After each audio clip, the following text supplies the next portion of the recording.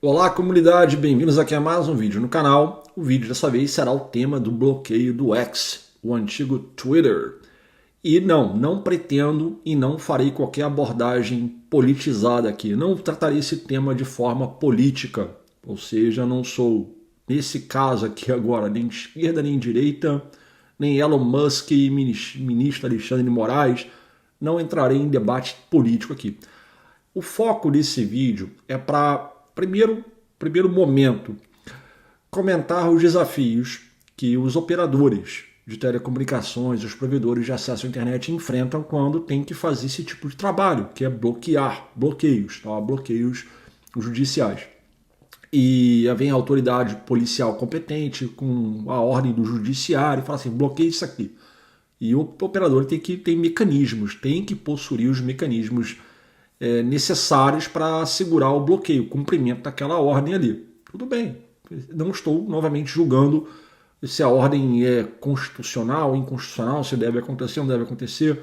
Vamos olhar para a parte técnica aqui, tá? Dentro do negócio de service provider, de provedor de acesso à internet e por aí vai.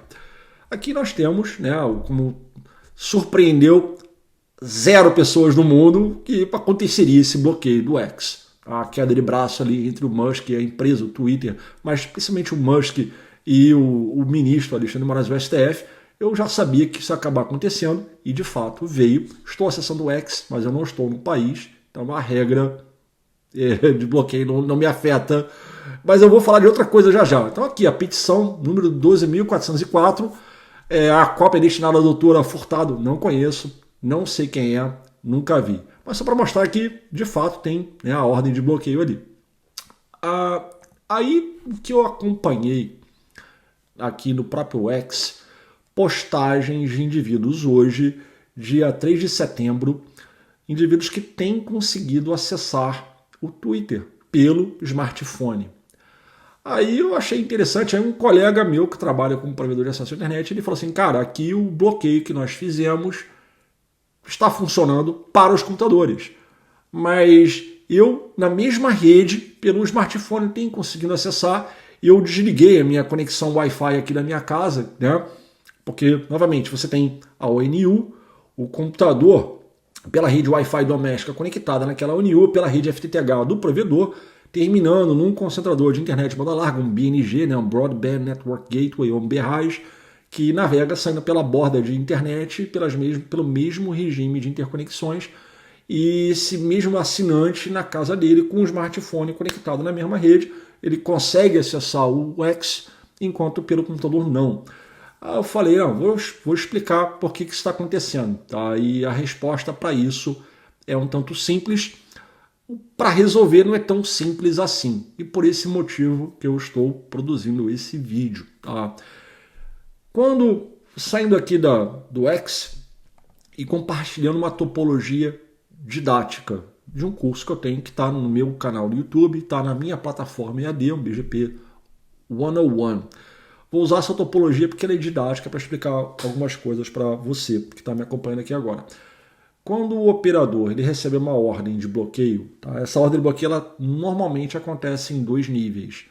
O nível DNS, onde, por exemplo, o provedor, o profissional, ele vai criar zonas de bloqueios e vai especificar nessas zonas de bloqueios os FQDNs, né, os Fully Qualified Domain Names. Aí não é um só, não é só x.com, é uma lista, né, de FQDN ali que ele coloca e dali tem que resolver um IP que será bloqueado. Então, quando lá no downstream, então num regime de interconexão, o que você tem? Você tem, vamos puxar aqui para ilustrar, isso aqui seria, vamos falar primeiro, né, o provedor. O provedor seria esse AS aqui. Isso aqui é uma topologia didática, tá? Não venha bater em mim, não. Tu trabalha no ISP2 aqui, por exemplo. Então, no teu regime de conexão, você tem trânsito IP e tem um peering lá, por exemplo. Então, o teu downstream seria o teu cone de cliente, né? Você, tua própria organização e o teu cone de clientes aqui. Isso aqui seria o teu downstream aqui, beleza? Mais ou menos isso aqui. Quando um usuário do teu cone for navegar, por exemplo, para o x.com, o DNS ele tem que resolver um IP que não vai navegar, ou recusar a resolução daquele nome. Tem essas duas abordagens ali. Isso, em tese, impediria a grande massa de usuários de conseguir acessar esse serviço. Ok, só que há mecanismos fáceis de burlar o DNS. Eu posso usar, por exemplo, um DNS que não seja do provedor. Digamos que eu seja o dono do provedor aqui, eu trabalhe para o provedor, nesse caso o ISP2, e eu configure um bloqueio no DNS para tudo do Twitter, por exemplo, usando vários FQDNs, e você não consiga navegar pelo X usando, né, o meu servidor de DNS para a resolução daquele endereço IP, nome para endereço IP. Mas você pode ir lá na internet usar o servidor de DNS. E aí? Certo? Porque a regra, por exemplo, de bloqueio, ela não vale para fora do Brasil. Então eu posso usar um DNS no exterior, e esse DNS no exterior, por exemplo, ele pode resolver esse nome para mim, o IP, eu conseguir navegar. Então você tem que ter mecanismos adicionais para assegurar que a navegação com os serviços do X não ocorra. E das várias formas de fazermos isso, a mais comumente conhecida é de irmos aqui nesses roteadores de borda e implementarmos os filtros necessários, geralmente rotas estáticas, apontando para null zero ou para descarte e não redistribuindo essas rotas para nenhum protocolo de roteamento dinâmico nesse caso, fazendo com que, por exemplo, se o usuário tentar navegar para um endereço IP de destino, porque o roteamento IP é orientado ao endereço IP de destino num procedimento que ocorre salto a salto, per hop behavior. Então, quando ele for tentar navegar para um IP que é conhecido por ser o serviço do X, esse roteador aqui ele vai descarta. Esse cara aqui ou esse cara aqui vão descartar o pacote para aquele destino. Então, geralmente o bloqueio é feito em dois níveis. O operador ele tem uma infraestrutura de servidores DNS, ele tem que assegurar ali que não as resoluções para nomes, para os Fully Qualified Domain Names associados ao serviço do X não seja bem sucedida ou que retorne um IP que seja bloqueado e não vai ocorrer navegação. E caso o usuário, o endereço IP de destino contido no cabeçalho IP dos pacotes dos usuários do teu cone de cliente, quando navegando, se for o destino de Twitter, o teu roteador de borda aqui tem que fazer o descarte, né, desses pacotes. É como isso acontece, tá joia? E em termos de operações para essa filtragem nos roteadores, tá? O DNS, você vai no DNS e configura e está tudo certo. Nos roteadores, esse procedimento seria mais ou menos por aqui. Tá? Digamos que esse aqui é o AS do Twitter, tá? Um dos AS do Twitter. Então eu fiz uma consulta no PeeringDB e lá nas bases, né, no registro de roteamento de internet, as bases IRR. O AS7 global ali do Twitter é o AS Twitter. Tá? Você pode, inclusive, ir lá no PeeringDB e confirmar essa informação. Inclusive, eu usei a API do PeeringDB naquele script para fazer isso. Então, o IRR AS7 aqui é o AS Twitter. Está aqui.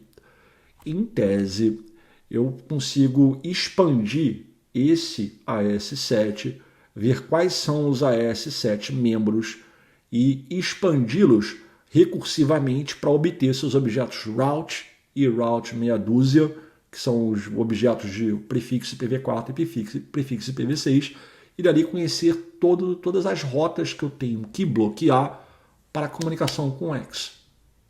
Okay? Então, por exemplo, seria mais ou menos assim. Então, eu poderia pegar aqui um exemplo clássico. Quais são os objetos route e route meia dúzia associados ao AS7 Twitter, quando originados no próprio AS, obviamente, do Twitter? Então seriam esses prefixos aqui, IPv4 e IPv6, certo? Inclusive a gente pode até criar aqui uma lista de prefixos já na sintaxe do roteador do seu provedor, por exemplo, Cisco IOSXR, IOSXE, NXOS, Nokia, Arista, Juniper, Huawei, MikroTik e por aí vai. Tá? Então está aqui a lista de prefixos. São os destinos que eu tenho que bloquear. Tá joia? Está aqui. Tanto aqui quanto aqui. Para IPv6. Eu posso criar, por exemplo, um exemplo assim didático, posso criar essas rotas estáticas aqui. Tá joia? E bloqueá-las de boa, tanto IPv4 como IPv6. Tá? Uma sintaxe Cisco, uma sintaxe Juniper. Então seriam essas rotas que colocaríamos aqui, nesses roteadores de borda. Aí o cenário que me foi repassado, que eu vi no Twitter lá, no X, os depoimentos, cara, tô conseguindo navegar, apesar, pelo computador tô conseguindo, pelo computador não estou conseguindo, pelo smartphone tá navegando. Aí eu entendo que o bloqueio que foi imposto para os operadores num primeiro momento funcionou, mas o Musk é um cara que deve ter dado a ordem assim, falou o seguinte, galera, vamos enfrentar o judiciário do Brasil ali, acha um jeito de fazer esse negócio funcionar. Aí ele deve ter falado assim, chefe, pelo computador vai ser um pouco difícil, porque, pelas razões que eu acabei de comentar, mas pelo smartphone dá para fazer, pelo aplicativo dá para fazer enfim, é isso que eu quero mostrar para vocês. Eu vi isso no X, depoimentos de usuários que falaram que está navegando, e eu entrei em contato com um colega meu e pedi para ele testar. Então ele já tinha implementado esses filtros aqui, tá? E de fato não está conseguindo navegar pelo computador. Novamente, conectado na casa dele, na rede residencial, naquela ONU, pela rede FTTH do provedor, indo para o concentrador BRAS ou BNG, e dali navegando pelo backbone, saindo pela borda de conexão com a internet, peering, trânsito, IP, etc. Bom, não navega. O computador não navega. Pelo smartphone, na mesma rede, navega. Aí eu falo assim, algumas coisas podem estar acontecendo. A primeira delas é que o nome, o FQDN, que o aplicativo está usando, não está nessa lista. Fato. Mas por mais que você incluísse, tá, um nome qualquer aqui para bloqueio. Exemplo. Tá, bloqueei ali. Isso seria bem complicado, por exemplo, porque a gente não tem controle. No teu DNS, na tua organização, você consegue mexer nesses filtros. Mas se o teu assinante ele configurar o seu computador ou até mesmo o seu smartphone para usar outro DNS que não o teu do teu provedor, quem garante que aquele DNS terá um bloqueio nesse tipo aqui? Sabe? Talvez não tenha. Essa é uma situação. E outra coisa que eu vi também, eu pedi para ele tirar um print de alguma ferramenta que ele tivesse à disposição para falar qual que é o IP que o aplicativo está navegando. Aí ele me trouxe aqui uma informação legal, que eu compartilho com você aqui agora. Ele me trouxe isso aqui, ó. Você pega esse endereço aqui, e tudo que está em vermelho aqui, que estou também circulando de novo, esses caras aqui, o firewall dele, que faz uma inspeção de aplicação, ou seja, uma tecnologia que olha além do cabeçalho IP. Ele já olha coisas assim, que vão além do payload de aplicação mesmo. Então ele sabe, isso aqui é Twitter. Isso aqui é Twitter. Se você caçar esses prefixos aqui, esse cara aqui não é do Twitter. É da Cloudflare. Esse aqui também não é do Twitter. Esse aqui é da Fastly, se não me engano. Na verdade, acho que eu cheguei até a olhar aqui. A gente pode confirmar. Ó, isso aí. Então, estou caçando aqui, pelo menos né, no RADB aqui, mas ele traz a origem ARIN, tem um /15, um objeto route /15, um /16, o /17 e esse /19 aqui. Então, todos eles são da Cloudflare. Já o outro cenário aqui é da Fastly. Tem um /22 aqui e um /16. Moral da história, esses endereços IP não pertencem ao Twitter. Entendeu? Aí, imagine que você tivesse que fazer um bloqueio usando uma automação das tuas políticas de roteamento, dos seus filtros. Porque muitos operadores contam hoje com ferramentas de automação. Eles não fazem um bloqueio na mão, digitando comando. Então, muitos, inclusive, por API, conseguem ingerir uma requisição de bloqueio. Serviço do X, por exemplo, traz aquilo para um controlador, ele vai ter um back-end que vai fazer esse mesmo trabalho que eu acabei de mostrar aqui. Vai pegar lá, por exemplo, né, vai pegar aqui, vai expandir o OS 7 do Twitter e vai gerar.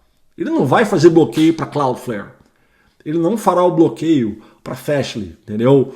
Ou para qualquer outra. Aí estamos entrando na seara de Edge Computing.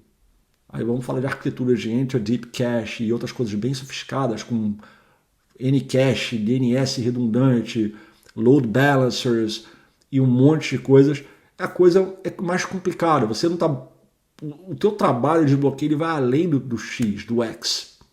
Aí você tem, depende de onde que esse cara tá vindo, né? É bem complicado. Inclusive, eu pedi para esse meu colega fazer um teste. Experimente no teu Firewall bloquear esses IPs aqui, por exemplo, né? Então ele foi lá e configurou lá o bloqueio para esses caras aqui, por exemplo. Todos eles que eu marquei aqui.